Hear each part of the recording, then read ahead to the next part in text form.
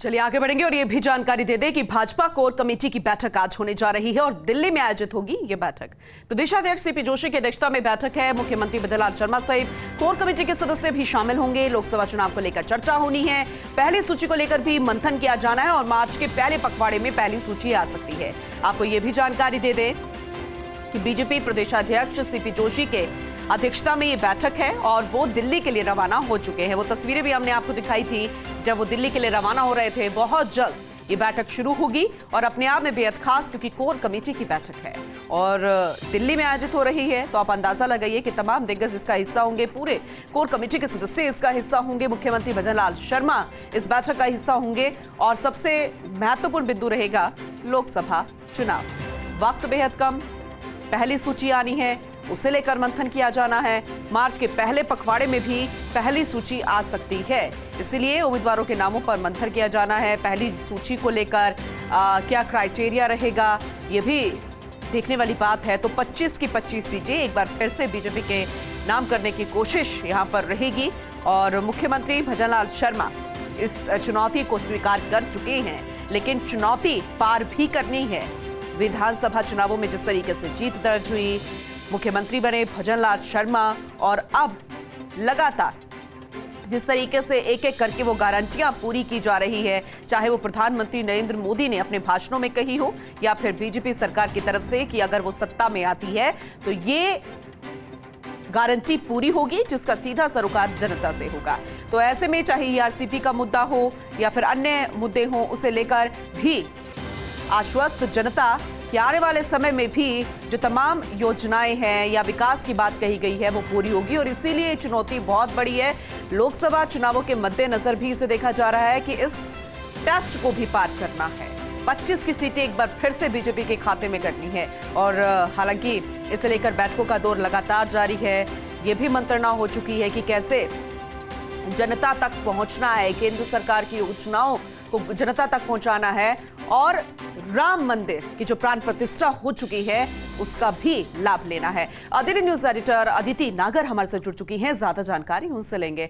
Aditi, BJP प्रदेशाध्यक्ष CP Joshi भी रवाना हो चुके हैं और बेहद खास बैठक है ये।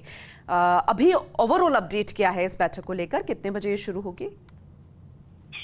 देखिए, आज जेपी नड्डा और अमित शाह इस बैठक में मौजूद रहेंगे, खासतौर पर जेपी नड्डा के आवास पर। लेकिन फिलहाल आपको बता दूं कि बैठक बेहद महत्वपूर्ण है। आज मध्य प्रदेश और राजस्थान को लेकर बैठक होनी है, अलग अलग समय पर होनी है, क्योंकि ये माना जा रहा है, हालांकि अभी समय और टाइम तय नहीं है, लेकिन 29 तारीख को या 1 तारीख को सीईसी यानी चुनाव की बैठक हो सकती है, चुनाव समिति की बैठक हो सकती है, जिसमें प्रत्याशी के नाम को फाइनल किया जाएगा। उससे पहले आज राजस्थान के कोर ग्रुप के साथ, मध्य प्रदेश के कोर ग्रुप के साथ बैठक होगी प्रदेश अध्यक्ष की और 25 सीटों, अगर राजस्थान की बात करें तो 25 सीटों पे कौन प्रत्याशियों को उतारना है, किसको नहीं उतारना। अब देखिए, जिस तरह की सूत्रों के हवाले से खबर आई है उसमें ये निकल कर आ रहा है कि लगभग अगर राजस्थान की बात करें तो 50% सीटें बदली जा सकती है और उस 50% की वो सीटें भी हैं जिनको विधायक का चुनाव लड़ा दिया गया।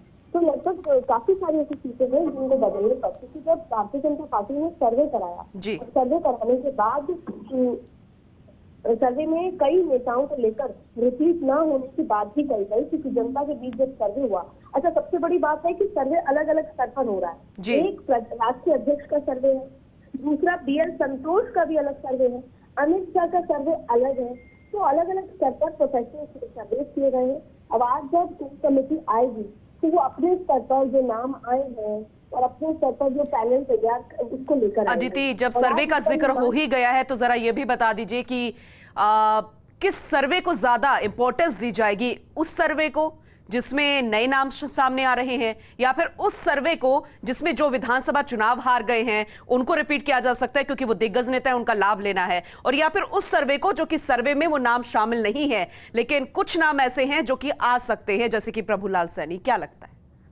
देखिए, सर्वे अलग अलग स्तर पर हो रहे हैं। एक सर्वे हो रहा है कि किन किन लोगों को उतारने को लेकर जो पब्लिक है वो कितना इंटरेस्टेड है। तो आप देखिए कि फंस करिए किसी एक व्यक्ति के नाम में तो उसका नाम A है, तो पब्लिक ने कहा है कि केवल 43% लोग चाहते हैं कि इनको जनता के बीच में उतारा जाए।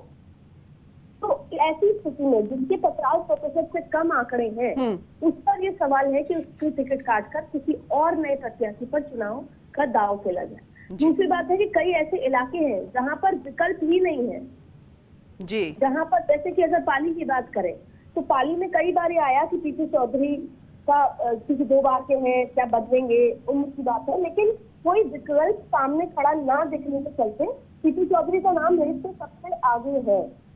तो ऐसे कई सारे ऐसे नाम हैं जिसमें नए चेहरे जाति की बात, जाति समीकरण को करने की बात से लेकर अगर सर्वे में नकारात्मक स्थिति या नकारात्मक आंकड़े आ रहे हैं तो उनको चुनाव में ना उतारा जाए। तो आपने कहा कि किस सर्वे को मान्यता दी जाएगी, सबसे महत्वपूर्ण बात है कि सभी सर्वे को सामने रखा जाएगा।